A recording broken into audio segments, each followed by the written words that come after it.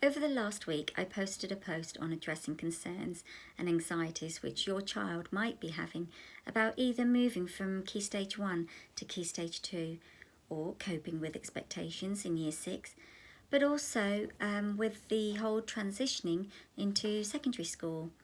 So today's post is about addressing your child's concerns around starting secondary school. Now I'm going to share with you 2 concerns today, but before I do, I'm Zeenat Noorani, a resilience well-being coach, NLP, kinetic shift and mindful practitioner. I'm also an ex-teacher, although I still work within the educational sector as a supply teacher. Now, primary to secondary school is an incredible jump where children are no longer the big fishes in the lake. Instead, they are now going to be the little fishes in the big wide ocean. Now, in so many ways, moving into secondary school is a much bigger change and a bigger deal than when they started school for the first time.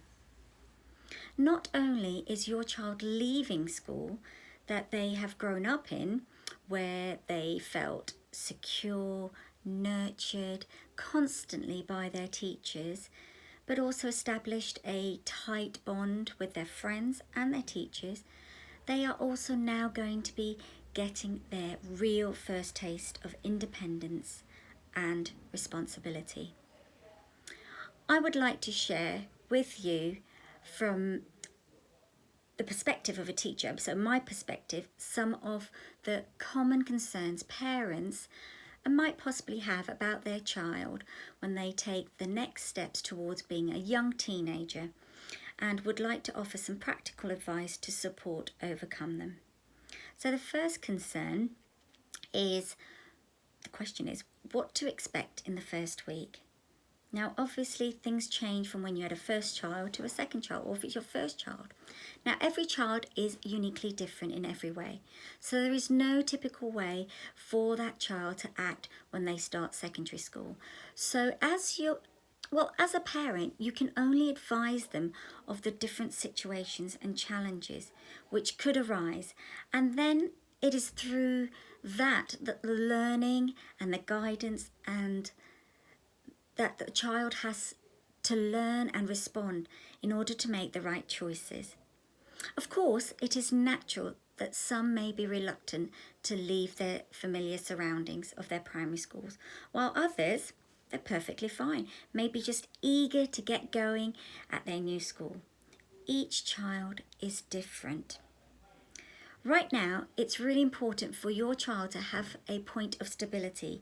So let them know that you're there, that you're always there if they need you, which I'm sure you all do anyway. But sometimes they just want to hear the words. In this situation, some parents find it easier than others. Other parents find it difficult to let go. So I suggest let go of the umbilical cord, loosen it. It basically boils down to, a lot of the upbringing, the values and beliefs that parents have had while growing up. So try and loosen that. Now, within the first week, the change in routine can also take some time getting used to.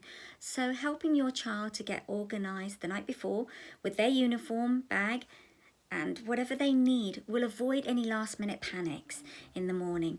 And this is also good practice to get into. You can then slowly pull away so that your child can then begin to do this more independently. But bearing in mind, some children may already be at this stage, which is a great thing. And it reduces the anxiety for both the parent and the child. The first week or so will be very exhausting.